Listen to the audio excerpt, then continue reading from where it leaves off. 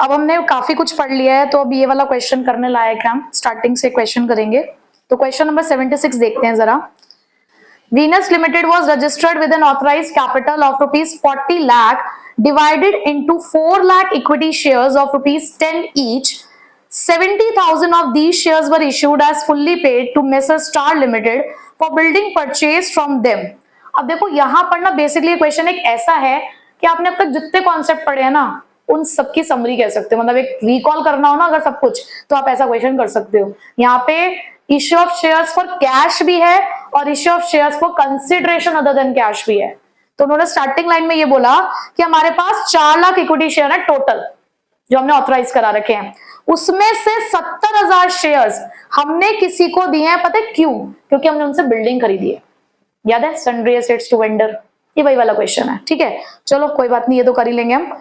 आगे लिखा है 2 lakh shares were issued to the public and the amounts were payable as. 2 lakh हमने फिर पब्लिक को इश्यू करे हैं और एप्लीकेशन पे 3, अलॉटमेंट पे 2, फर्स्ट कॉल पे 2, सेकंड एंड फाइनल कॉल पे 3 रुपए हमने मांगे हैं। The amount received on these shares were as follows. अब किस किस तरीके से पैसे मिले हैं? 1 लाख पे सारा पैसा मिल गया है, 60,000 पे सिर्फ 7 रुपए मिले हैं, 30,000 पे सिर्फ 5 रुपए मिले हैं, 10,000 पे सिर्फ 3 रुपए मिले हैं। ठीक है, directors forfeited 10,000 shares on which only 3 per shares were received and these shares were reissued at 12 per share fully paid. Pass journal entry for the above transaction. अभी ये क्वेश्चन बड़ा मुश्किल सा लग रहा है, यानी क्या क्या बोल दिया है? नहीं, 1 लाख शेयर्स पे सारा पैसा मिल गया है, 30,000 पे 5 रुपए मिले, पर वो 5 कौन कौन से मिले हैं? कौन से पैसे थे वो? 60,000 पे 7 मिले हैं, वो कौन से 7 रुपए हैं? 10,000 पे 3 रुपए मिले हैं। चलो थोड़ा सा आसान करते हैं आपका काम। पहली बात जो उन्होंने बोली ना वो ये थी कि 70,000 शेयर्स वेंडर को दिए और बिल्डिंग ले लिए। तो मेरे लिए सबसे आसान काम ना इसकी एंट्री करना है। ठीक है, तो ये तो हो जाएगा कि 70,000 शेयर्स दिए हैं। अब उसके बाद उन्होंने ये बोला कि 2 लाख शेयर्स आपने पब्लिक को दिए और 10 रुपए का एक शेयर है आपका। कैसे कैसे पैसे मांगे आपने? तो एप्लीकेशन पे 3, अलॉटमेंट पे 2, फर्स्ट कॉल पे 2, सेकंड एंड फाइनल कॉल पे 3। आप इस तरीके से पैसे मांगते हो। फिर उन्होंने आपसे एक बात बोली है कि कैसे कैसे पैसा मिला है। तो जरा उसके लिए मैं आपको एक टेबल दिखाती हूँ यहाँ पे, जहां पर आप कहते हो कि एप्लीकेशन 3 रुपए की है, अलॉटमेंट 2 रुपए की है, फर्स्ट कॉल 2 रुपए की है और सेकंड एंड फाइनल कॉल 3 रुपए की है। ठीक है, आपके पास उन्होंने कुछ कैटेगरीज ऑफ शेयर्स दिए हैं।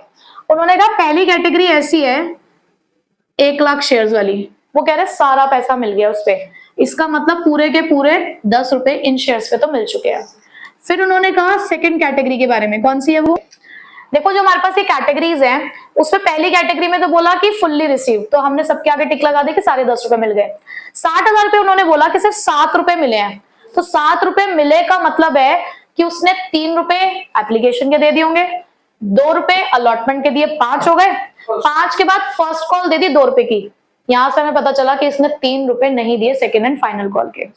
उसके बाद 30,000 वाली कैटेगरी पे जब हम आए उससे सिर्फ 5 रुपए दिए हैं, यानी कि 3 + 2, उसने सिर्फ एप्लीकेशन और अलॉटमेंट तक पैसा दिया, फिर उन्होंने आगे पैसा नहीं दिया। इसने सिर्फ 3 रुपए दिए 10,000 वाली कैटेगरी ने, इसका मतलब सिर्फ एप्लीकेशन दी, इसने बाकी चीजें नहीं दी। तो यहां से बेसिकली आपको ये पता चला कि कॉल्स इन एरियर्स कब कहां कितना है। फिर एक और बात नीचे निकल कर आई, directors decided to forfeit those shares on which only 3 per share were received. इसका मतलब वो सिर्फ कौन से वाले शेयर्स को फॉरफिट करना चाहते हैं? सिर्फ 10,000 शेयर्स को। इनका मतलब बाकी शेयर्स को हमने प्रॉफिट नहीं किया है। ठीक है, क्वेश्चन आसान है, सिर्फ थोड़ा सा कई बार क्या होता है ना, लैंग्वेज ऐसी हो जाती है कि बच्चा कंफ्यूज हो जाता है। ठीक है, तो स्टार्ट करते हैं क्वेश्चन वेंडर वाली एंट्री से। तो पहली एंट्री आप करेंगे, तो building account debit to Messrs star limited, 70,000 shares दिए हैं, 10 रुपए का एक शेयर है, तो बिल्डिंग 7 लाख की हुई।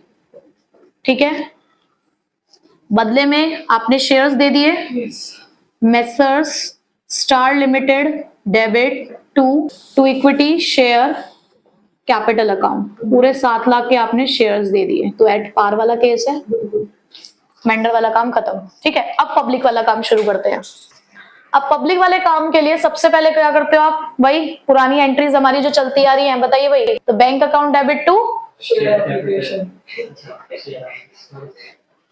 एप्लीकेशन 2 लाख शेयर्स हैं, 3 रुपए एप्लीकेशन पे हैं, 6 लाख रुपए हो गए। उसके बाद एप्लीकेशन को कहाँ ट्रांसफर करते हैं? Share application to share capital, क्योंकि कुछ प्रोराटा भी नहीं है, कुछ भी एडजस्टमेंट नहीं है फर्दर, तो एज इट इज 6 लाख रुपए ट्रांसफर हो गए हैं। उसके बाद आप अलॉटमेंट कॉल करते हो, तो अलॉटमेंट के लिए आप एंट्री करते हो share allotment account debit to share capital account. कितने शेयर्स है भाई आपके पास? 2 लाख शेयर्स है आपके पास, और अलॉटमेंट कितने की है? 2 रुपए की है, 4 लाख। उसके बाद आपको पैसा मिलना है बैंक अकाउंट डेबिट टू, अच्छा क्या सबने पैसा दिया? कुछ लोगों ने पैसा नहीं दिया ना अलॉटमेंट। कितने शेयर्स पे? 10,000 शेयर्स पे आपको अलॉटमेंट नहीं मिली है, तो calls in arrears account debit to share allotment. 4 lakh मिलने थे, सीधे सीधी सी बात है, 10,000 शेयर्स पे 3 रुपए, 10,000 शेयर्स पे 2 रुपए नहीं मिले, तो कितने नहीं मिले? तो 20,000 नहीं मिले, 3,80,000 आपको मिल गए। ठीक, चलो आगे बढ़ो। अब फर्स्ट कॉल ड्यू करते हैं, share first call account debit to share capital account. बताइए भैया कितने शेयर्स है हमारे पास? शेयर तो 2 लाख ही है, और फर्स्ट कॉल कितने की हमारे पास? 2 रुपए की, 4 लाख। पैसे मिलने की एंट्री बैंक अकाउंट डेबिट, सारा पैसा मिल गया था क्या? नहीं मिला। कॉल्स इन एरियर्स रहे हैं, calls in arrears account debit to share first call account. 4 lakh मिलने थे। अब देखो जरा फर्स्ट कॉल कितने शेयर्स पे नहीं मिली है? 30 प्लस 10, 40,000 शेयर्स पे 2 रुपए के हिसाब से आपको पैसा नहीं मिला, 80,000 नहीं मिले, 3,20,000 मिल गए। फिर उसके बाद क्या करते हैं भाई? हाँ जी, share second and final call account debit to share capital account. बताइए कितना पैसा मांगेंगे? 2 लाख शेयर्स पे ही 3 रुपए के हिसाब से 6 लाख। बताओ भाई सारे पैसे मिल गए थे क्या? यहाँ पे भी नहीं मिले, तो bank account debit calls in arrears account debit to share second and final call account. ठीक है, कितने पैसे मिलने थे? 6 लाख आपको मिलने हैं। अब देखो सेकंड कॉल कितने पे नहीं मिले? यहाँ तो बहुत सारे शेयर्स हैं, 60, 30, 10, 1 लाख शेयर्स पे नहीं मिले। तो सीधी सी बात है, याद आई आपको? उन्होंने क्या बोला था? सिर्फ 1 लाख ही ऐसे शेयर्स है जिसपे सारा पैसा मिल गया। देखा, 2 लाख में से 1 लाख पे मिला, बाकी 1 पे रह गया है। तो यहाँ पर 1 लाख शेयर्स पे आपको 3 रुपए के हिसाब से पैसा नहीं मिला, तो 3 लाख नहीं मिला और 3 लाख ही मिल गया। ठीक है, बात समझ आई? सिर्फ फॉरफीचर करना है, यहाँ तक कर लो। अब करना है हमें शेयर्स को रीइश्यू, पहले फॉरफिट, सॉरी, अब करना है शेयर्स को पहले फॉरफिट। अब उन्होंने कहा था सारे शेयर्स फॉरफिट नहीं करने हैं। देखो पैसा तो बहुत सारे शेयर्स पे नहीं मिला है, लेकिन हमें सिर्फ उन शेयर्स को फॉरफिट करना है जिसके ऊपर सिर्फ 3 रुपए तक पैसा मिला है, और वो एक ही कैटेगरी है, वो 10,000 शेयर्स वाली।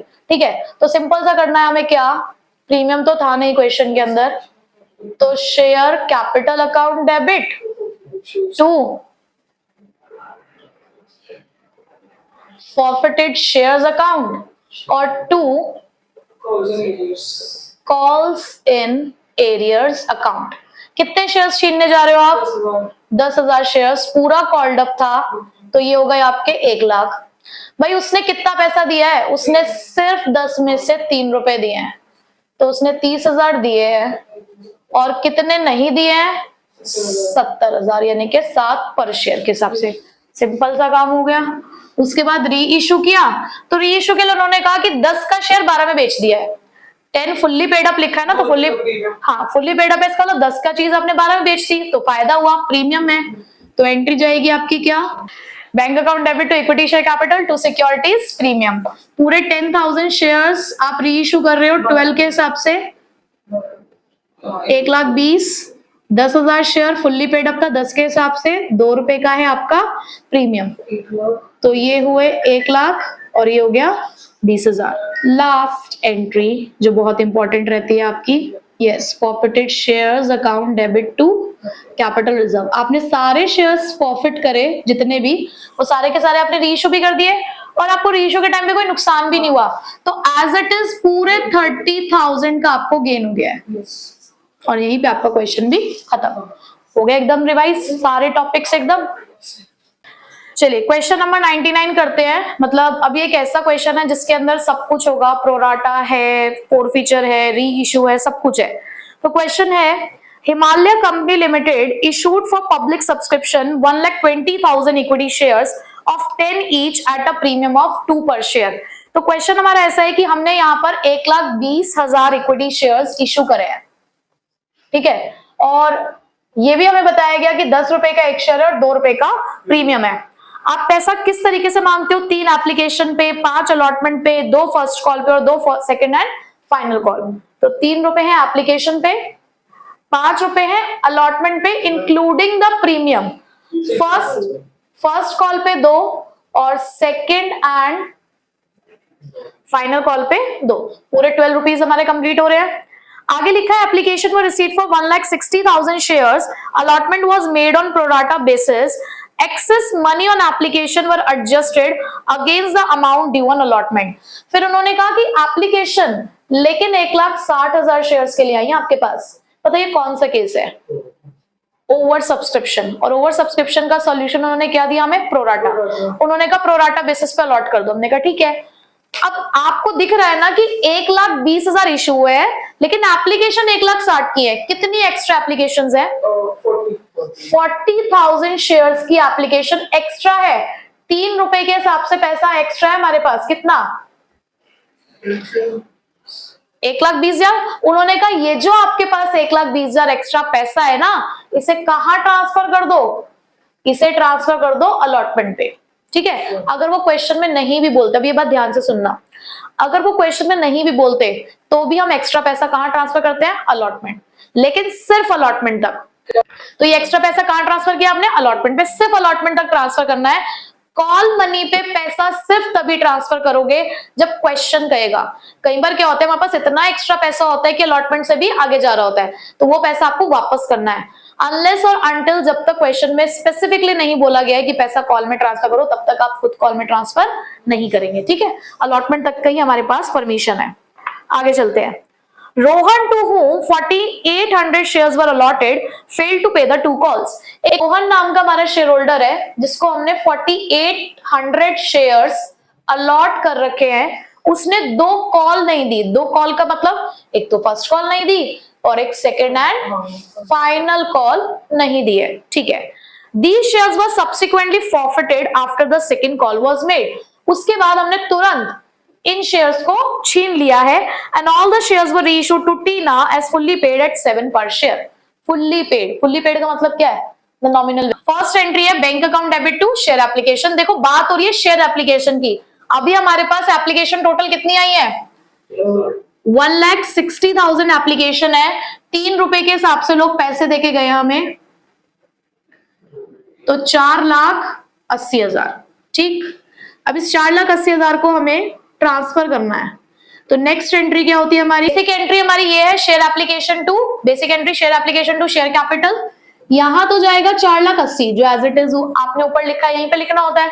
शेयर कैपिटल में जाएगा जितने शेयर्स आपने इशू करे हैं, तो 1,20,000 इंटू 3,60,000। बट अभी भी देखो ना बैलेंस कहां मैच हुआ? कुछ एक्स्ट्रा पैसा है हमारे पास, वो जाएगा शेयर अलॉटमेंट में 1,20,000। हमने अकाउंटिंग पहले से कर रखी है तो अब टैली हो चुका है। उसके बाद नेक्स्ट एंट्री किस चीज की होगी भाई? नेक्स्ट एंट्री शेयर अलॉटमेंट की। Share allotment account debit to share capital, क्योंकि क्वेश्चन में सिक्योरिटीज प्रीमियम भी है तो टू सिक्योरिटीज प्रीमियम अकाउंट, ठीक है। भूल चुके होगे पुरानी चीजें, याद आएंगी। 1,20,000 शेयर्स आपने इशू किए, 5 रुपए की टोटल अलॉटमेंट है आपकी, 6 लाख रुपए की, लेकिन उसमें 3 रुपए शेयर्स के लिए हैं, 2 रुपए हो गए प्रीमियम के, तो 3,60,000 और 2,40,000, ठीक है। यहां तक कोई दिक्कत है? क्या ऐसा हुआ है कि किसी ने अलॉटमेंट नहीं दी? ऐसा नहीं हुआ। एक ही बंदा था रोहन जिसने 2 कॉल्स नहीं दी है, तो सीधी सी बात है अलॉटमेंट तक सबका पैसा आया है। तो आपने एंट्री करनी है bank account debit to, allotment के टाइम पे कितना पैसा आपको चाहिए था? एंट्री तो हमने कर ली बैंक टू शेयर अलॉटमेंट, आपको 6 लाख रुपए आपको चाहिए थे, बट कुछ पैसा पहले से भी तो मिल चुका है। आपको 1,20,000 पहले से मिल चुके हैं, अब कितने पैसे मिलेंगे? 4,80,000। ठीक है, अब शेयर फर्स्ट कॉल ड्यू करते हैं। 1,20,000 शेयर्स पे 2 रुपए के हिसाब से 2,40,000। अब हमें पता है कि फर्स्ट कॉल के टाइम पे एक शेयर होल्डर ने पैसा नहीं दिया, उसका कुछ एक्स्ट्रा पैसा था क्या हमारे पास? एप्लीकेशन का पैसा था एक्स्ट्रा, अलॉटमेंट में ट्रांसफर किया, अलॉटमेंट तो हो गई। कुछ नहीं करना, सीधे नॉर्मल क्वेश्चन करना है। बिल्कुल आपने एंट्री करनी है, क्योंकि पैसा नहीं मिला तो हम कॉल्स इन एरियर्स ओपन कर देते हैं। Calls in arrears account debit to share first call account. ठीक है, 2,40,000 रुपए हमें मिलने हैं, बट 4,800 शेयर्स पर जो कि रोहन है उसने फर्स्ट कॉल नहीं दिए 2 रुपए की, 600 रुपीज हमें नहीं मिले हैं। माइनस करें कितना आएगा, कितना पैसा मिल गया इसका मतलब आपको? 2,30,400। ठीक है, नेक्स्ट अब क्या करना है हमें? Second call, share second and final call account debit to share capital, ये भी 2 रुपए की है, सेम ही अमाउंट आएगा। और मजे की बात ये है कि अगली में भी सेम ही अमाउंट आएगा। तो नेक्स्ट एंट्री मैंने डायरेक्टली कर दी है, bank account debit 2,30,400, calls in arrears. क्यों लिखा मैंने यहाँ पे? क्योंकि वही 4,800 शेयर्स पे 2 रुपए के हिसाब से पैसे नहीं मिले। 9,600 to share second and final call 2,40,000। अब हमें क्या करना है? अब हमें रोहन के शेयर्स को फॉरफिट करना है। तो भाई क्या करोगे फॉरफिट करने के लिए? हाँ जी, शेयर कैपिटल अकाउंट डेबिट। और क्योंकि अलॉटमेंट मनी मिल चुकी है, क्वेश्चन प्रीमियम का था बट अलॉटमेंट मनी मिल चुकी है, तो हम क्या मानेंगे कि प्रीमियम भी मिल चुका है। तो यहां पर सिर्फ लिख दोगे टू फॉरफिटेड शेयर्स अकाउंट और to share capital account debit to forfeited shares to calls in arrears. 4,800 shares पे आपने पूरे 10 रुपए आपने कॉल कर लिए, तो 48,000। उसने सेकंड और फर्स्ट कॉल नहीं दी, यानी कि 4 रुपए नहीं दिए बेसिकली। तो 10 में से 4 रुपए नहीं दिए तो कितने दे दिए? 6 रुपए। तो यहां पर आप अमाउंट लिखोगे 4,800 इंटू 6, आपको 6 रुपए मिल चुके होंगे क्योंकि 4 रुपए उसने नहीं दिए। तो ये आ गया आपका 28,800। और 4,800 इंटू 4 आप यहां से भी निकाल सकते हो, 9,600 प्लस 9,600 यानी 19,200। अब आपने बेचा कैसे शेयर? 10 का शेयर आपने साथ में बेचा है, नुकसान में बेचा है आपने, सारे के सारे शेयर्स बेच दिए आपने। तो बैंक अकाउंट डेबिट जो नुकसान है उसके लिए forfeited shares account debit to share capital account. अब भाई आपने 4,800 शेयर्स री इश्यू करे 10 रुपए के हिसाब से क्योंकि फुल्ली पेड अप था, बट आपको तो पैसा 7 रुपए के हिसाब से ही मिलेगा और 3 रुपए का हो चुका है आपको नुकसान। तो बैंक अकाउंट में आया 33,600 और फॉरफिटेड शेयर्स में आया 14,400। कंप्लीट हो गए 48,000। अब लास्ट एंट्री हमें क्या करनी होती है भाई? Forfeited shares account debit to capital reserve. क्योंकि आपने सारे के सारे शेयर्स री इश्यू कर दिए तो सिंपल हो गया हमारा काम। आपके पास टोटल 28,800 क्रेडिट पे थे फॉरफिटेड शेयर्स के, 14,400 का नुकसान हो गया, तो 14,400 ही हमारे कैपिटल रिजर्व में ट्रांसफर। ठीक है, कहने को क्वेश्चन कोई डिफिकल्ट नहीं था, सिर्फ जो हमने अलग अलग चीजें पढ़ी हैं उन्हीं को कंबाइन करके क्वेश्चन दिया गया है। अब तक इसमें प्रोराटा था तो, लेकिन प्रोराटा का इंपैक्ट आपको इतना पता नहीं चला क्योंकि फोर फीचर के टाइम पे वो यूज नहीं हुआ। अगर क्वेश्चन में अलॉटमेंट मनी नहीं मिली होती ना तब असली चीज आपको पता चलती। तो मैंने पहले सिंपल कराया आपको कि जरूरी नहीं है क्वेश्चन हमेशा प्रोराटा का एडजस्टमेंट ही दे। सेकंड क्वेश्चन जो हम करेंगे उसमें करेंगे प्रोराटा के एडजस्टमेंट के साथ। अब जो हम क्वेश्चन करने जा रहे हैं थोड़ा सा उसका लेवल अप है, सेकंड लेवल पे आ चुके हैं अब हम। तो question is Saregama Limited invited applications for 80,000 equity shares of ₹100 each at a premium of 10 रुपए का प्रीमियम है और 100 रुपए का शेयर है और 80,000 शेयर हमने इशू किए हैं। एप्लीकेशन के ऊपर 30 रुपीज, अलॉटमेंट पे 30 including the premium, first call 30 and the balance on final call. तो यहाँ पर अब तक हमें पता चल चुका है कि इशूड शेयर्स हैं 80,000। अभी एप्लीकेशन देखते हैं। 100 रुपए का शेयर है, 10 रुपए का प्रीमियम था। 30 एप्लीकेशन, 30 और अलॉटमेंट, विच मीन्स 20 + 10। उसके बाद 30 फर्स्ट कॉल पे, रिमेनिंग बच रहा था 20, वो हमारा फाइनल कॉल पे हो चुका है। आगे लिखा है applications for 1,20,000 shares were received. अब क्वेश्चन ओवर सब्सक्रिप्शन का है या नहीं वो हमें एप्लीकेशन देख के पता चलता है। तो हमारे पास 1,20,000 एप्लीकेशंस आई हैं, दैट मींस ओवर सब्सक्रिप्शन है। Allotment was made on pro rata basis to all the applicants. उन्होंने किसी को वापस नहीं भेजा, उन्होंने कहा प्रोराटा लगाओ, यानी कि 40,000 एप्लीकेशंस आपके पास एक्स्ट्रा है, आप अलॉटमेंट में वो पैसा ट्रांसफर कर देना। कितना पैसा आएगा? 12 लाख रुपए। उन्होंने कहा प्रोराटा लगाना है आपको और सभी लोगों को शेयर्स देने हैं। And excess money received on application was adjusted on sums due on allotment. जो भी आपके पास एक्स्ट्रा पैसा है, 40,000 शेयर्स का पैसा एक्स्ट्रा है, 30 रुपए के हिसाब से 12 लाख रुपए आप कहां ट्रांसफर करेंगे? अलॉटमेंट में। उसके बाद आगे लिखा है Dhwani who was allotted 1600 shares fail to pay the allotment money. एक ध्वनि नाम की हमारी शेयर होल्डर है जिसके पास 1600 शेयर्स हैं। देखो यहाँ पर एक चीज और आपको ध्यान रखनी होती है क्वेश्चन को पढ़ते टाइम, अलॉटेड गिवन है या अप्लाइड। अगर आपका ओवर सब्सक्रिप्शन है तो कि उसने अप्लाई कितने के लिए किया था और आपने उसको शेयर्स कितने दिए हैं, तो यहाँ पे अलॉटेड शेयर्स गिवन है, इसका मतलब आपने 1600 शेयर्स दिए, उसने कहीं ज्यादा मांगे होंगे shares. Fail to pay the allotment, उसने अलॉटमेंट नहीं दी। ठीक है, आगे लिखा है सरगम हु अप्लाइड फॉर 6,000 शेयर। अब सरगम के अप्लाइड शेयर्स गिवन है आपको 6,000, डिडंट पे द फर्स्ट कॉल मनी, उसने फर्स्ट कॉल नहीं दी।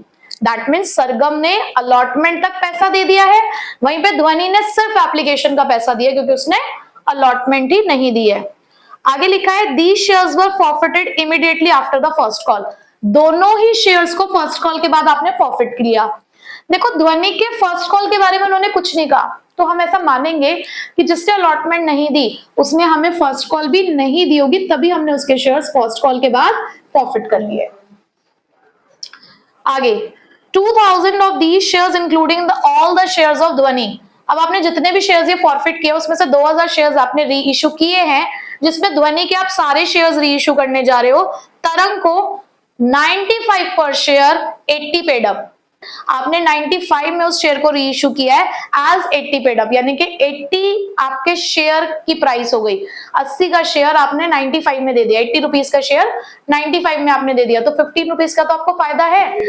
आप 80 का शेयर 95 में दे रहे हो तो 15 रुपए फायदा है, और ये क्या है आपके लिए? सिक्योरिटीज प्रीमियम है। ठीक है, अब आपको उन्होंने बोला है pass the general entries by opening calls in arrears, calls in advance account if final call has not been made. अगर फाइनल कॉल हम नहीं मंगवाते हैं तो इसका मतलब सीधी सी बात है हमें फाइनल कॉल की एंट्री नहीं करनी है, इसे तो हम काट ही देते हैं। ठीक है, क्वेश्चन हमें फर्स्ट कॉल तक करना और उसके बाद फोरफीचर और री इशू।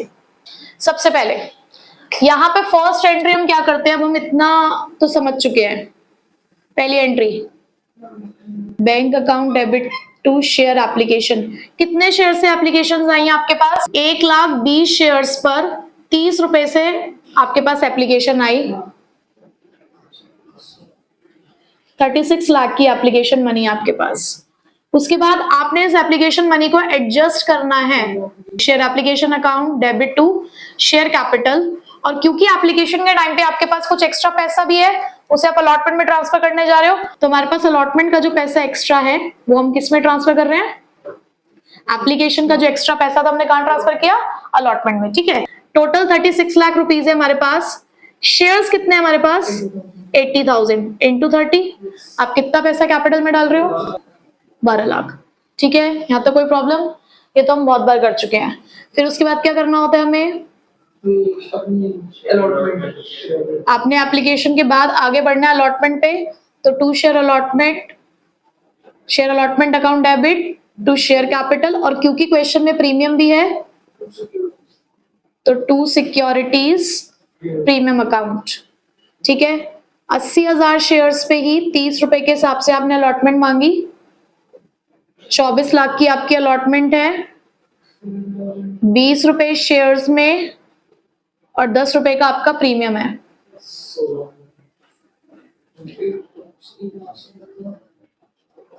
16 लाख और 8 लाख, ठीक है। अब उसके बाद उन्होंने ये बोला कि ध्वनि नाम की हमारी एक शेयर होल्डर थी, उसने अलॉटमेंट नहीं दी, ठीक है। तो नहीं दी तो पहले एंट्री लिख के रखते हैं। एंट्री हमारी बैंक अकाउंट डेबिट, और क्योंकि पैसा नहीं मिला तो हमें कॉल्स इन एरियर्स ओपन करना है। Calls in arrears account debit to share allotment account. अब इसमें हमें एक बात समझनी है भाई, हमें टोटल पैसे कितने मिलने हैं अलॉटमेंट के नाम के? 24 लाख। 24 लाख में से 12 लाख तो तुम्हें पहले से ही मिल चुके हैं, तो अब कितने मिलने हैं तुम्हें? अब 12 लाख मिलने हैं। उस 12 लाख में से भी एक शेयर होल्डर ने पैसा नहीं दिया। तुम्हें पता है ध्वनि ने कितना पैसा नहीं दिया है? क्या ध्वनि का आपके पास कुछ पैसा एक्स्ट्रा नहीं है? हाँ, जो आपके पास इशूड शेयर्स है ना, आपने सभी को उतने शेयर्स नहीं दिए जितने उन्होंने मांगे थे। कहीं ना कहीं शेयर होल्डर्स का पैसा एक्स्ट्रा है, और वही एक्स्ट्रा पैसा तुम अलॉटमेंट में डाल रहे हो। कहने का मतलब है, सपोज आपने किसी से 2000 रुपए एप्लीकेशन के टाइम पे मांगे, उसके सिर्फ आपने 1800 रुपए इस्तेमाल करे, तो 200 रुपए तुमने अलॉटमेंट में ट्रांसफर कर दिए थे। अब उसने 3000 रुपए देने थे अलॉटमेंट पे, तो तुम ये कहोगे कि उसने 3000 रुपए नहीं दिए? तुम कहोगे सर 2800 रुपए नहीं दिए, यही बोलोगे ना, 2800 नहीं दिए, क्योंकि 200 आपके पास उसका पहले से ही रखा हुआ है। तो आपको यही चीज यहाँ पर भी देखनी है कि ध्वनि का कितना पैसा एक्स्ट्रा है जो ऑलरेडी आ चुका है, और एक्चुअल में उसने हमें अलॉटमेंट कितने की पे नहीं करी है। तो उसके लिए वही हमारा जो वर्किंग नोट का सहारा है, हम वही लेंगे, जिसमें सबसे पहले हम क्या निकालते हैं? The ratio of allotment. तो रेशो ऑफ अलॉटमेंट जब आप निकालोगे तो अप्लाइड है हमारे पास 1,20,000 शेयर्स, अलॉट करे आपने 80,000 शेयर्स, तो कौन सी रेशो इस्तेमाल करी आपने? 3:2। यानी कि जो 3 शेयर मांग रहा था आप उसको 2 शेयर दे रहे थे।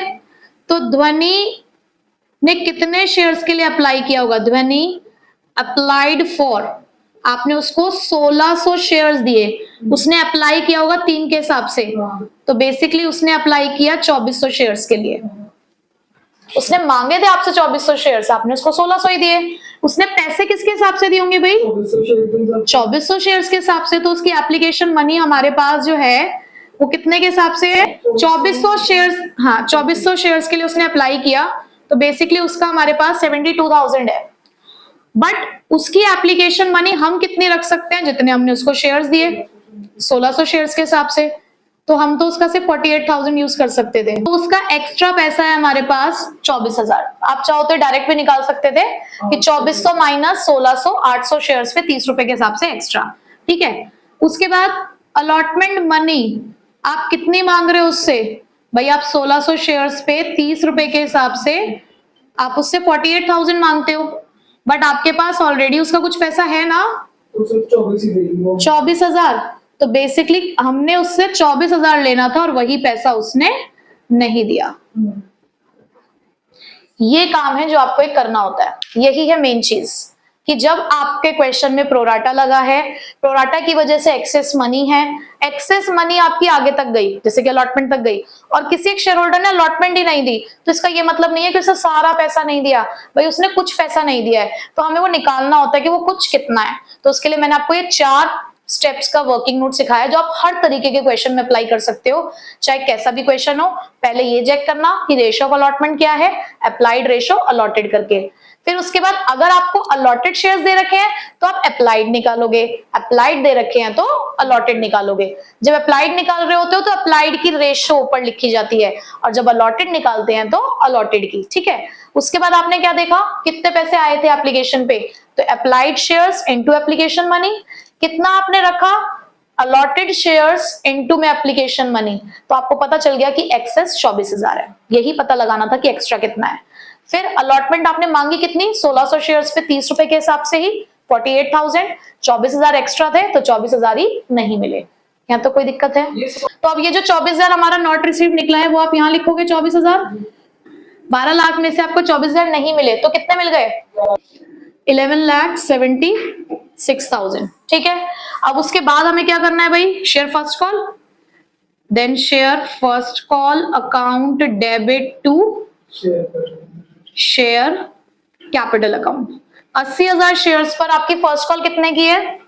30 की, यानी कि 24 लाख। क्या आपको फर्स्ट कॉल सबने दे दी है? कुछ शेयर होल्डर्स हैं जिन्होंने हमें नहीं दिए, तो भाई चेक करते हैं जरा। पहले एंट्री तो लिख ही लेते हैं, bank account debit calls in arrears account debit to share first call account. सबसे पहले आपको कितना पैसा मिलना है? 24 लाख आपको मिलना है फर्स्ट कॉल के टाइम पे। अब दो शेयर होल्डर्स ऐसे हैं जिन्होंने आपको पैसा नहीं दिया है, ठीक है। 1600 शेयर्स ध्वनि के पास है, वो तो मुझे पता है, बट सरगम के पास कितने शेयर्स हैं वो हमें निकालने पड़ेंगे। तो उसको निकालना बहुत आसान है, उसके लिए आपको कोई लंबा चौड़ा काम नहीं करना, आप सीधे सीधे इसको चाहे कहीं पर भी कर सकते हो। आपके पास उसके 6000 शेयर्स है जो उसके अप्लाइड है, आपको निकालने क्या है उसके अलॉटेड शेयर्स। तो अलॉटेड वाली रेशो ऊपर रख दो बस 2/3। तो इसका मतलब आपने उसको कितने शेयर्स अलॉट करे हैं? 4000 शेयर्स आपने उसको अलॉट करे हैं, ठीक है। तो ये 4000 शेयर्स उसके अलॉटेड हो गए। तो कितने शेयर्स पे आपको फर्स्ट कॉल नहीं मिली? 4000 और 1600, 5600 शेयर्स पे। तो 5600 इंटू में 30, तो 24 लाख में से आपको 24 लाख में से 1,68,000 नहीं मिले दोनों शेयर होल्डर्स के, और 22,32,000 हमें मिल गए। फर्स्ट कॉल तक का हमारा काम हो गया है। उसके बाद याद है फर्स्ट कॉल के बाद क्या करना है? शेयर्स को छीनना है। देखो दो अलग अलग तरीके के शेयर्स हैं, आप चाहें तो एक साथ भी फॉरफिट कर सकते हैं, बट अगर आपको कंफ्यूजन रहती है तो आप अलग अलग भी फॉरफिट कर सकते हैं। हम नॉर्मली अब तक अलग अलग फॉरफिट करते हैं, इस बार मैं आपको एक साथ बताती हूँ कि कैसे फॉरफिट करते हैं। तो पहले basic entry, share capital account debit. आप मुझे बताइए क्वेश्चन में प्रीमियम था, क्या आपको प्रीमियम मिल चुका है? दो शेयर होल्डर्स हैं ध्वनि और सरगम, आपने प्रीमियम अलॉटमेंट पे मांगा, क्या दोनों शेयर होल्डर ने अलॉटमेंट मनी दे दी थी? ध्वनि ने, यस, ध्वनि ने अलॉटमेंट मनी नहीं दी है, विच मीन्स कि ध्वनि ने प्रीमियम नहीं पे किया है। तो यहां पर आपको सिक्योरिटीज प्रीमियम को डेबिट करना पड़ेगा। तो securities premium account debit to, हम लिखते हैं फॉरफिटेड शेयर्स अकाउंट, और टू क्योंकि हमने कॉल्स इन एरियर्स ओपन किया है तो टू कॉल्स इन एरियर्स, ठीक है। ध्यान से समझेंगे कुछ चीजों को। शेयर कैपिटल में कितने शेयर्स फॉरफिट करने जा रहे हो? 4000 सरगम के शेयर्स, 1600 ध्वनि के shares. Total number of shares आप फॉरफिट करने जा रहे हैं 5600। बताइए कॉल्ड अप कितना है? 100 शेयर में से आपने 20 रुपए तो मांगे ही नहीं भाई। देखो जो चीज नहीं मांगी होती उससे हमारा कोई लेना देना नहीं है, तो आपने 80 कॉल्ड अप किया है, ठीक है। तो ये आ गया 4,48,000, ठीक है। सिक्योरिटीज प्रीमियम सिर्फ ध्वनि ने नहीं दिया क्योंकि सरगम ने तो अलॉटमेंट मनी पे करी है। तो ये बात ध्यान रखनी है, ऐसे नहीं करना कि सारे शेयर्स को मल्टीप्लाई कर रहे हो 5600 को, नहीं भाई, जिसने नहीं दिया 1600 शेयर्स पे नहीं मिला ना प्रीमियम 10 रुपए के हिसाब से, तो सिर्फ उसी को देखना है।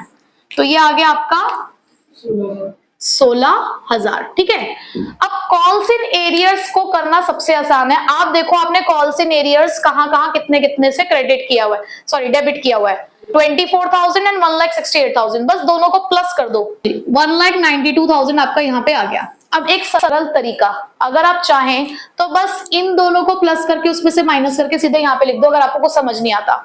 बट अगर आपको लॉजिकली हर चीज को समझना है तो देखो भाई, आप फॉरफिटेड शेयर्स में कौन सा पैसा डालते हो? जो आ गया, जो पैसा आपको मिल चुका है। अगर मैं ध्वनि की बात करूं तो ध्वनि ने ना एक ही बार पैसा दिया है सिर्फ, कब? एप्लीकेशन में। उसने एप्लीकेशन के टाइम पे पैसा दिया था। कितना पैसा दिया था उसने? 72,000, ठीक है। तो ध्वनि का तो 72,000 आया हमारे पास सिर्फ, लेकिन सरगम ने हमें अलॉटमेंट तक पैसा दे दिया है। अगर मैं प्रीमियम हटा के बात करूं तो उसने मुझे, देखो 80 कॉल्ड अप था, उससे सिर्फ 80 में से फर्स्ट कॉल ही तो नहीं दी 30 रुपए की, उससे 50 रुपए दिए हैं। तो उसके 4000 शेयर्स पे 50 रुपए के हिसाब से पैसे आ चुके हैं। 2 लाख इसके और 72,000 इसके, 2 लाख प्लस 72,000, तो टोटल आपके पास कितना पैसा आया है? 2,72,000। और अब आप देखेंगे तो आपका टोटल मैच कर रहा होगा, ठीक है। तो इससे अब आप अपना आंसर भी टैली कर सकते हो, मतलब आपको लॉजिकली भी पता है कि क्या होता है। आपके पास टाइम नहीं है सब चीजें लॉजिक लगाने का, तो आपको ये अमाउंट्स लिखने आते हैं। ये मैंने आपको बता ही दिया, सीधे सीधे कॉल्स इन एरियर्स को प्लस करके लिख दो। अगर आप सारे शेयर्स को फॉरफिट कर रहे हो सेम टाइम पे, तो यहाँ पे आपको इजीली पता चल गया कि कितना लिखना है। और इसको भी लॉजिकली समझना चाहते हो तो भाई सीधी सी बात है, ध्वनि ने क्या क्या नहीं दिया है? ध्वनि ने आपको 24,000 रुपए नहीं दिए थे, ठीक है। उसने फर्स्ट कॉल का पैसा नहीं दिया था जो कि था कितना? 1600 शेयर्स पे 30 रुपए के हिसाब से। और सरगम ने तो सिर्फ एक ही बार पैसा नहीं दिया, 4000 शेयर्स पे 30 रुपए के हिसाब से। तो इससे भी आपका आंसर मैच कर जाएगा, ठीक है। तो हर एक चीज आपको पता होनी चाहिए और डायरेक्ट काम भी पता होना चाहिए। चलो जी, शेयर्स फॉरफिट तो हो चुके हैं, अब क्या करना है हमें? री इशू। अब री इशू के टाइम पे हमें नुकसान नहीं हुआ है, फायदा हुआ है, तो bank account debit to share capital, और क्योंकि फायदे में हमने बेचे हैं शेयर्स तो टू सिक्योरिटीज प्रीमियम अकाउंट। ठीक है, आप सारे शेयर्स बेच रहे हैं क्या? आपने 5600 शेयर से प्रॉफिट किए, जिसमें से आपने 2000 शेयर्स को रीइश्यू किया है, और वो भी कैसे? 95 के हिसाब से। 1,90,000। सो 1,90,000 आपके पास आए, आप लेकिन शेयर कितने का दे रहे हो? सिर्फ 80 रुपए का, यानी कि 1,60,000। आपको पर शेयर के हिसाब से 15 रुपए का प्रीमियम मिल रहा है, यानी कि 30,000। ठीक है, यहां तक बात हो गई। अब असली कहानी शुरू होगी हमारी फिर से। Forfeited shares account debit to capital reserve account.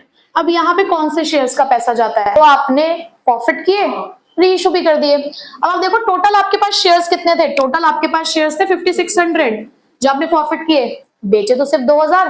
उन 2000 में से ध्वनि के तो सारे शेयर्स बेच दिए, तो बचे हुए 400 किसके होंगे? तो इसके हाँ सरगम के।